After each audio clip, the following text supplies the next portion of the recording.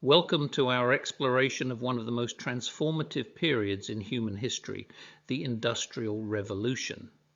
Imagine a time when the world began to shift from hand production methods to machines, from rural agrarian societies to urban industrial powerhouses. This profound change not only reshaped economies and societies, but also set the stage for the modern world as we know it.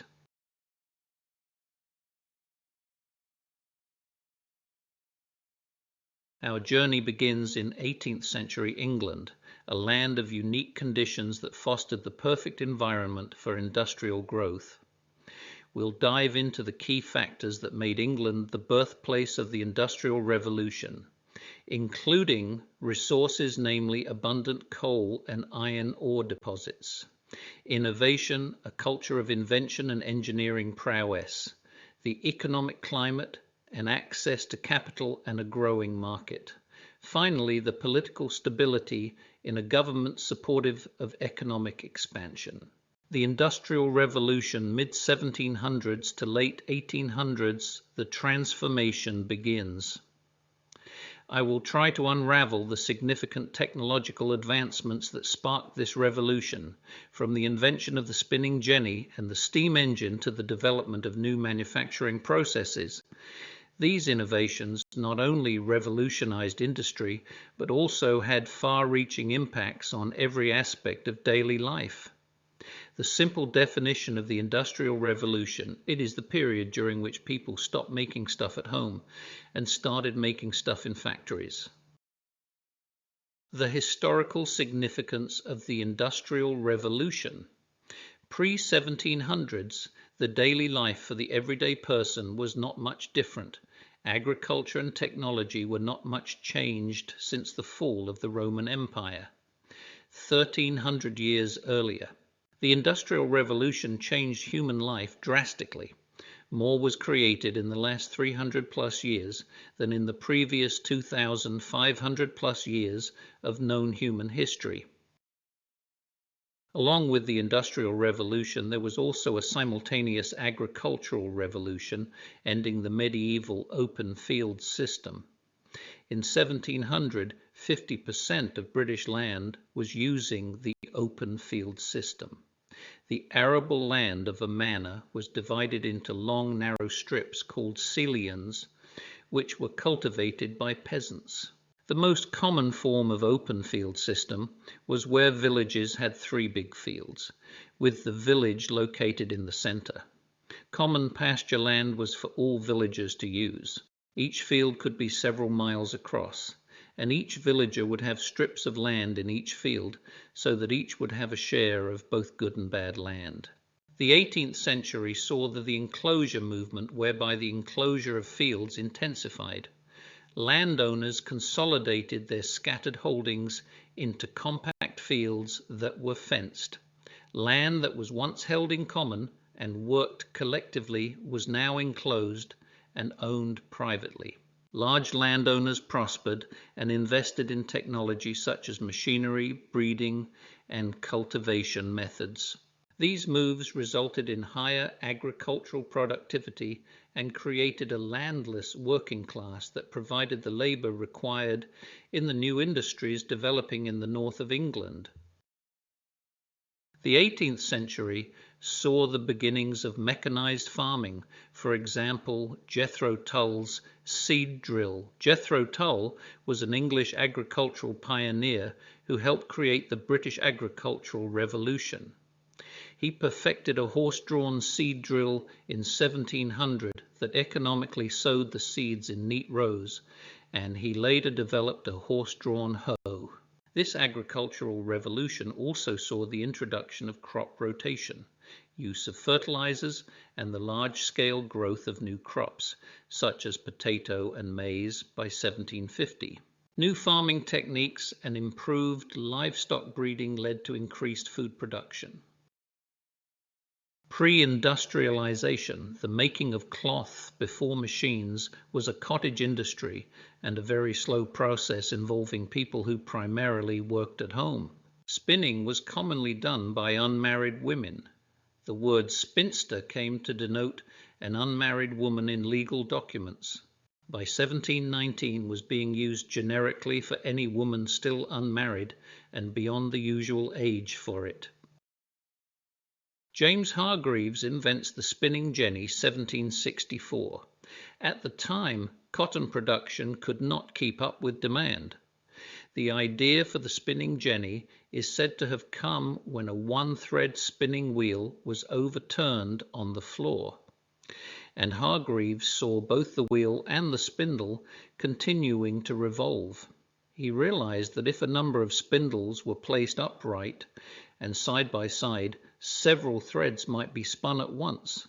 The spinning jenny spun many threads at the same time, thus reducing the amount of work needed to produce yarn. Increased productivity equals quickly produced yarn. So where did the name jenny come from? The name spinning jenny actually comes from slang. When Hargreaves invented the machine, jenny was a common term used to refer to an engine or machine. So the name spinning jenny essentially means spinning engine. The power loom transformed the textile industry in 1785. The power loom weaving machine was invented by Edmund Cartwright, 1743 to 1823. The machine doubled the speed of cloth production and meant that skilled hand weavers were no longer needed. The fully automated machine only needed a single worker to change the full spindles. The power loom was first used effectively in factories owned by Richard Arkwright. The British government awarded Cartwright £10,000 in 1809 in thanks for the significant contribution the power loom made to British industry. Other inventors improved the efficiency of Cartwright's loom, such as Richard Roberts, who made a more reliable iron version in 1822.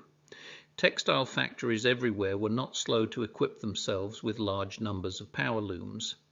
By 1835, there were 50,000 power looms in use in Britain, and factories could produce cloth cheaper than anywhere else in the world. Eli Whitney, born 1765 and died 1825, was an American inventor, best known for inventing the cotton gin. This was one of the key inventions of the Industrial Revolution and shaped the economy of the antebellum South. Whitney's invention made upland short cotton into a profitable crop, which strengthened the economic foundation of slavery in the United States. A cotton gin is a machine that quickly and easily separates cotton fibers from their seeds. Machine increased production of cotton in America and exports to Britain. Previously, this had been an extremely labor-intensive process. His machine enabled much greater productivity than manual cotton separation. A single cotton gin could generate up to 55 pounds of cleaned cotton daily. Eli Whitney also championed the use of interchangeable parts to speed up production, make repairs easier, and allow the use of lower-paid, less skilled workers. Despite the social and economic impact of his inventions, Whitney lost many profits in legal battles over patent infringement for the cotton gin. Thereafter, he turned his attention into securing contracts with the government in the manufacture of muskets for the newly formed United States Army. He continued making arms and inventing until his death in 1825. Textile workers now had women and children in the workforce, which moved them to the industrialized cities. Factories relocated near to the source raw materials, workers, and ports. Cities grew around the factories built near central England's coal and iron mines, Manchester, Birmingham, and Liverpool. It is commonly recognized that Telford in England is the location where the birth of the Industrial Revolution happened.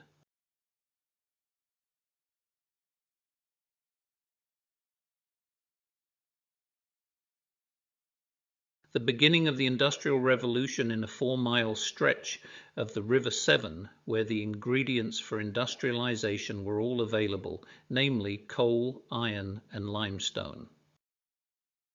Abraham Darby I, also known as Abraham Darby the Elder, was a British ironmaster and foundryman who developed a method of producing pig iron using coke instead of charcoal in a blast furnace.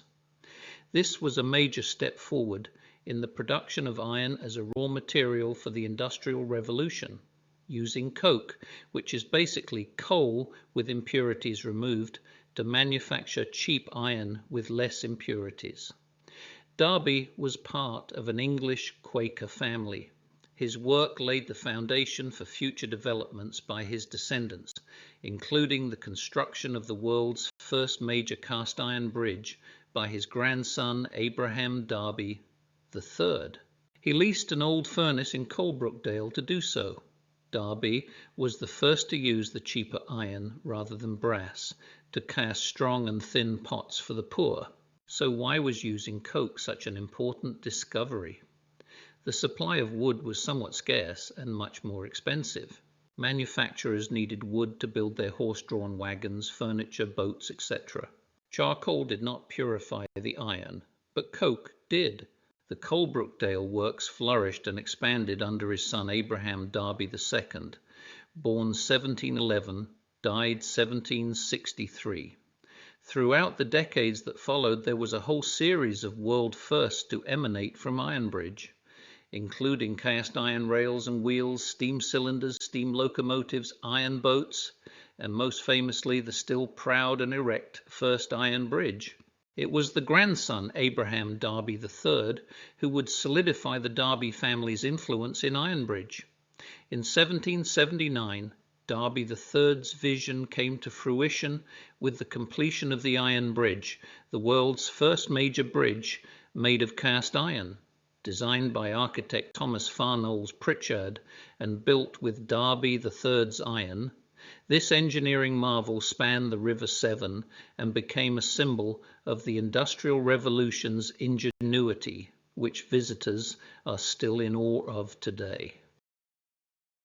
The geography of the deep Iron Bridge Gorge, formed by glacial action during the last ice age, meant that there are industrially useful deposits of coal, iron ore, limestone and fire clay present near the surface where they are readily mined, but also that it was difficult to build a bridge across the River Severn at this location.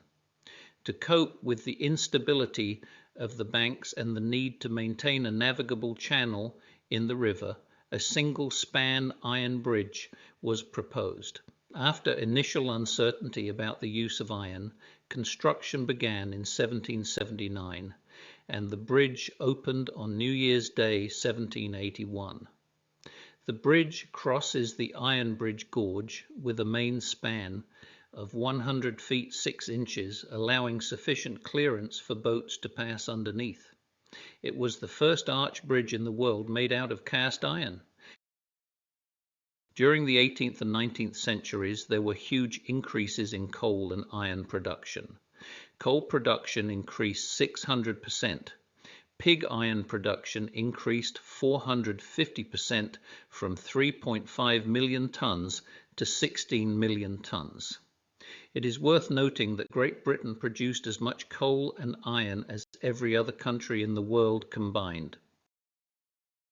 The transition from wood to coal during the Industrial Revolution was a pivotal moment in history, often referred to as the Great Societal Energy Shift. This shift had profound impacts on society, the economy, and the environment. This picture shows coal deposits on the surface. The history of coal in Britain dates back to the Stone and Bronze Ages, as flint axes have been discovered embedded in coal, showing that it was mined in Britain before the Roman invasion. Early miners first extracted coal already exposed on the surface and then followed the seams underground. It is probable that the Romans used outcropping coal when working iron or burning lime for building purposes. Evidence to support these theories comes mostly from ash discovered at excavations of Roman sites. There is no mention of coal mining in the Domesday Book of 1086, although lead and iron mines are recorded. In the 13th century, there are records of coal digging in Durham and Northumberland. At this time, coal was referred to as sea coal, a reference to coal washed ashore on the northeast coast of England from either the cliffs or undersea outcrops. As the supply of coal on the surface became used up, settlers followed the seam inland by digging up the shore. Generally, the seam continued underground, encouraging the settlers to dig to find coal, the precursor to modern operations. Coal mines can be exploited to deeper depths if water could be easily extracted from flooded pits. The method of removing water from the coal mines in England during the 1600s was to use a team of horses hauling buckets on a rope to remove the water from the mine. Necessity is the mother of invention. A need or problem encourages creative efforts to meet the need or solve the problem. This saying appears in the dialogue Republic by the ancient Greek philosopher Plato. So enter Thomas Newcomen and the steam engine. Thomas Newcomen builds the first steam engine to remove water from coal mines in 1712. He was an English inventor who created the atmospheric engine, the first practical fuel-burning engine. He was an ironmonger by trade and a Baptist lay preacher by calling. In those days, flooding in coal and tin mines was a major problem, and Newcomen was soon engaged in trying to improve ways to pump out the water from such mines. His ironmonger's business specialized in designing, manufacturing, and selling tools for the mining industry. He had one major obstacle: that to remove water from depths of 90 feet needed a lot of coal to run, so his machine was restricted to coal mining areas. James Watt was a Scottish inventor, mechanical engineer, and chemist who improved on Thomas Newcomen's steam engine with his Watt steam engine in 1776, which was fundamental to the changes brought by the Industrial Revolution in both his native Great Britain and the rest of the world. While working as an instrument maker at the University of Glasgow, Watt became interested in the technology of steam engines. He realized that contemporary engine designs wasted a great deal of energy by repeatedly cooling and reheating the cylinder. Watt introduced a design enhancement, the separate condenser, which avoided this waste of energy and radically improved the power, efficiency, and cost effectiveness of steam engines. Eventually, he adapted his engine to produce rotary motion, greatly broadening its use beyond pumping water. Watt attempted to commercialize his invention, but experienced great financial difficulties until he entered a partnership with Matthew Boulton in 1775. The new firm of Boulton and Watt was eventually highly successful, and Watt became a wealthy man. In his retirement, Watt continued to develop new inventions, though none was as significant as his steam engine work. Continuing on with the Watt and Boulton story, the partnership was formed to exploit Watt's patent for a steam engine with a separate condenser. This made much more efficient use of its fuel than the older Newcomen engine. Initially, the business was based at the Soho manufactory near Bolton's Soho House on the southern edge of the then rural parish of Handsworth. However, most of the components for their engines were made by others, for example, the cylinders by John Wilkinson. In 1795, they began to make steam engines themselves at their Soho foundry in Smethwick, near Birmingham, England. The partnership was passed to two of their sons in 1800.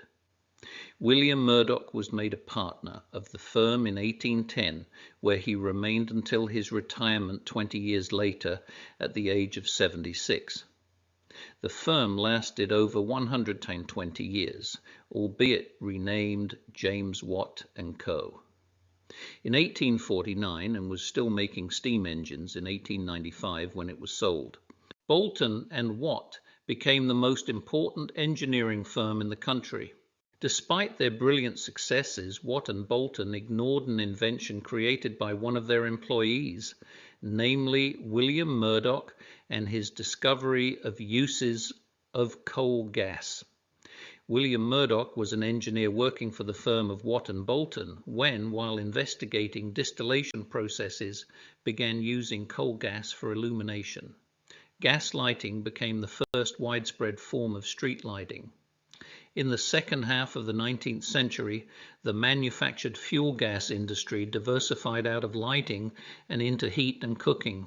Watt and Bolton were not enthused about developing this market and did not pursue a patent for the invention. This resulted in other competitors taking over this enormous market. The most important use of manufactured gas in the early 19th century was for gas lighting, as a convenient substitute for candles and oil lamps in the home. Going back to the subject of coal fields of Great Britain, we need to discuss coal gas. During the Industrial Revolution, gas was produced from coal during the process of converting coal to coke. As previously discussed, coke was extensively used for iron and steel manufacture. Today, the gas we use for cooking and heating comes mainly in a form called natural gas. The constituent gases of coal gas contain hydrogen, carbon monoxide, carbon dioxide, methane, and nitrogen. The coal gas was first used for municipal lighting, with the gas being passed through wooden or metal pipes to the lantern. The first public piped gas supply was to 13 gas lamps installed along the length of Pall Mall, London in 1807. Digging up streets to lay pipes required legislation, and this delayed the rollout of street lighting and the installation of gas for domestic illumination, heating, and cooking. A relic from Victorian Britain is a gasometer, a large container in which coal gas for the town is stored near atmospheric pressure at ambient temperatures. The volume of the container follows the quantity of stored gas, with pressure coming from the weight of a movable cap. Typical volumes for large gas holders are about 1.8 million cubic feet, with 200-foot diameter structures. Fast forward to current times. What to do with all those Victorian gasometers or gas holders? Here is a good example of repurposing rather than demolition. The frames were built in 1879, and gas storage remained in active use until 2001, when they were dismantled to make way for St. Pancras International Station. The project presented unique engineering challenges, both in the restoration of the Victorian gas holder frames and in the design of the new residential blocks. So why does Britain take the lead in the Industrial Revolution? Firstly, a plentiful supply of iron and coal deposits. Secondly, travel and trade were made easier by the early development of a navigable river and canal systems. In addition, both private companies and the government contributed to transportation improvements, such as building railways. Continuing the reasons, Britain had a strong commercial infrastructure that provided merchants with capital to invest in new enterprises. It also had an empire with numerous colonies that supplied raw materials. The British government encouraged improvements in transportation and used its navy, the largest in the world, to protect British trade. Finally, also aiding in Britain's industrialization was its location, which kept it isolated from European wars. This allowed the nation to focus on industry, factories, and creating new types of transportation. Britain has a damp climate. This was good for textile production because it helped to keep the fibers in the material soft and easy to work with.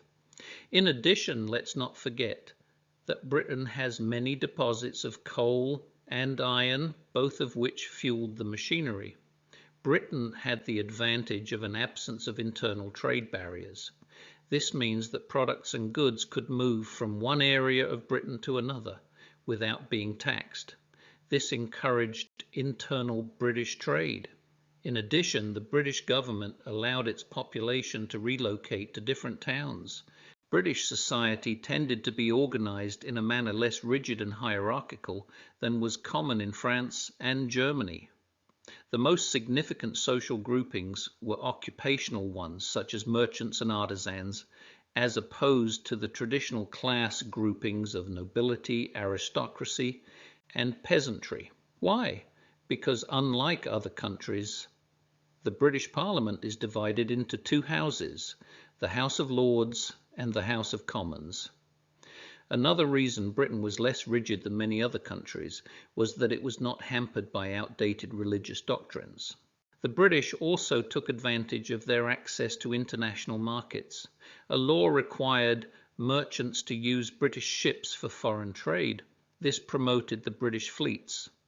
The heavy use of its fleet for trade increased the volume of imports and exports, which in turn gave Britain more purchasing power and increased the importance of their fleet. Napoleon was defeated in 1815.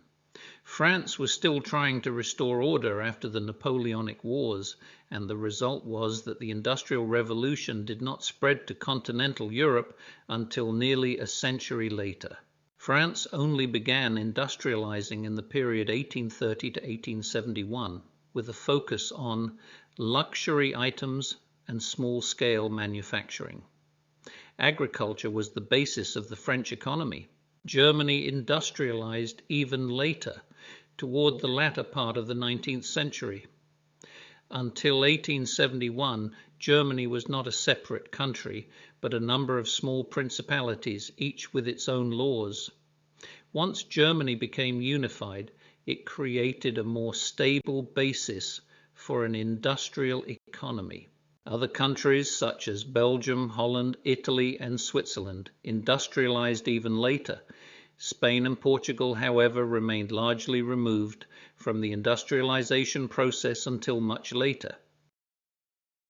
So far, we have looked at some of the inventions that led to the start of the Industrial Revolution and the reasons why Great Britain was the country that got the ball rolling. Now let's look at some of the areas that were vastly expanded as a result and the inventions that resulted. Let's turn our attention now to Britain's earliest transportation infrastructure. Canals came into being because the Industrial Revolution demanded an economic and reliable way to transport goods and commodities in large quantities.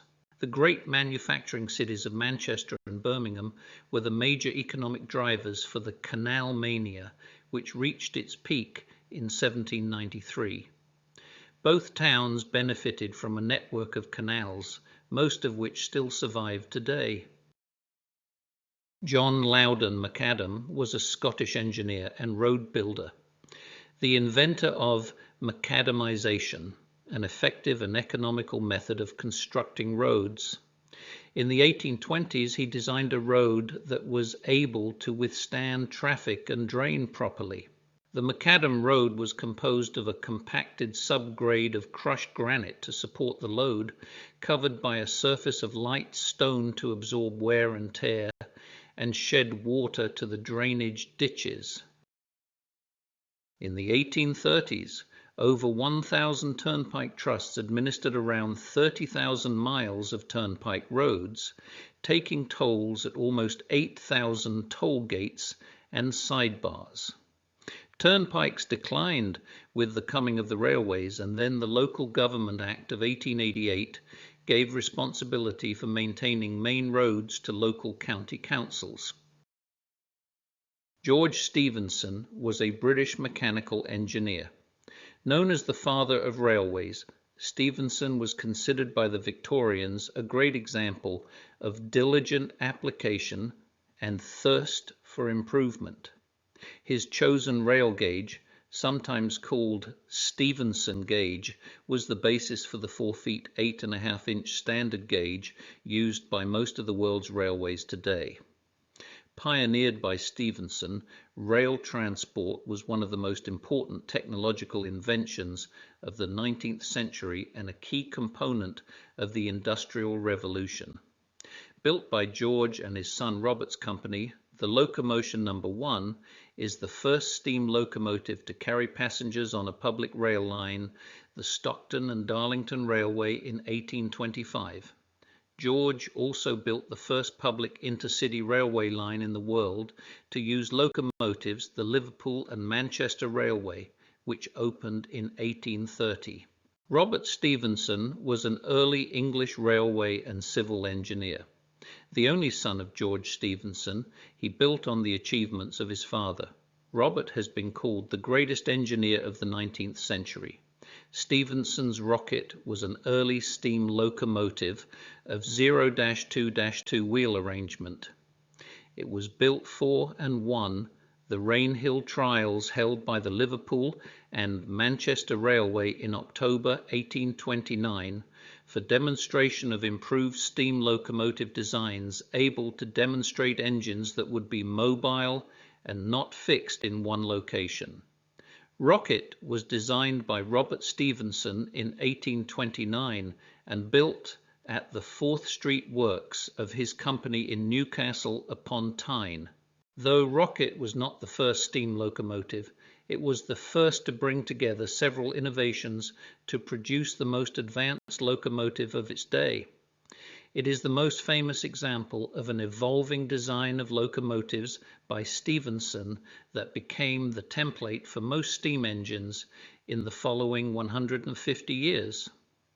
The locomotive was preserved and displayed in the Science Museum in London until 2018, when it moved to the National Railway Museum in York during 2019.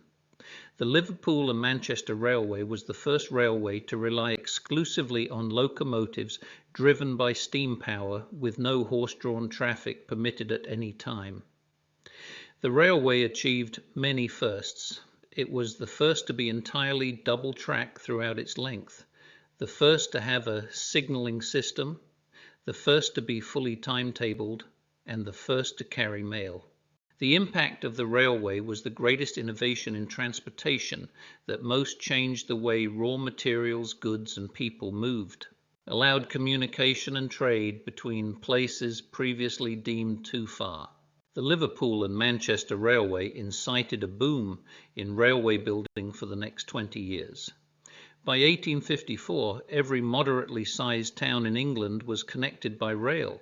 During the years 1830 to 1870, railroad tracks went from a total of 49 miles to over 15,000 miles. Steel rails replaced iron rails, and greater train traveling comfort was achieved with heavier train cars, improved railroad beds, and sleeping cars. Look at the rail maps from 1963 and 1984. Thousands of miles of track were closed thanks to the beaching cuts, aka the beaching axe. A reduction of route network and restructuring of the railways in Great Britain, according to a plan outlined in 2 reports, the Reshaping of British Railways 1963. Next came advances in the manufacturing of steel. Enter Sir Henry Bessemer, who was an English inventor whose steel-making process would become the most important technique for making steel in the 19th century for almost 100 years from 1856 to 1950. With the Bessemer smelting process, creating steel was made far simpler in 1856. He also played a significant role in establishing the town of Sheffield as a major industrial centre. Bessemer had been trying to reduce the cost of steel making for military ordnance and developed his system for blowing air through molten pig iron to remove the impurities. This made steel easier, quicker, and cheaper to manufacture and revolutionized structural engineering. One of the most significant innovators of the second phase of the Industrial Revolution, Bessemer also made over 100 other inventions in the fields of iron, steel, and glass. Unlike most inventors, he managed to bring his own projects to fruition and profited financially from their success. Steel was stronger and less brittle than iron, but difficult to make. The converter turned molten iron into steel in 20 minutes. The Bessemer process was the first inexpensive industrial process for the mass production of steel. The British government staged the Great Exhibition of 1851 to show off Britain's economic, industrial, and military superiority. It was a truly international event, with more than 13,000 exhibits from all over the globe showcasing the achievements of the British Empire at home and in the colonies. The British designed the exhibition grounds and buildings to impress the world and the more than 6.2 million visitors who came to the exhibition. The park surrounding the Crystal Palace, for example, contained an impressive set of fountains that used close to 12,000 jets. The Crystal Palace had almost 1 million square feet of exhibit space. On the ground floor and in the galleries, there were more than 8 miles of display tables. Some 14,000 exhibitors participated, nearly half of whom were non-British. France sent 1,760 exhibits and the United States 560. More than 6 million visitors attended the exhibition, which was open May through October 1851. Let's now take a look at some of the innovations in the later stages of the Industrial Revolution. It was soon realized that communications would need to be improved. With the first commercial electrical telegraph, communications became easier.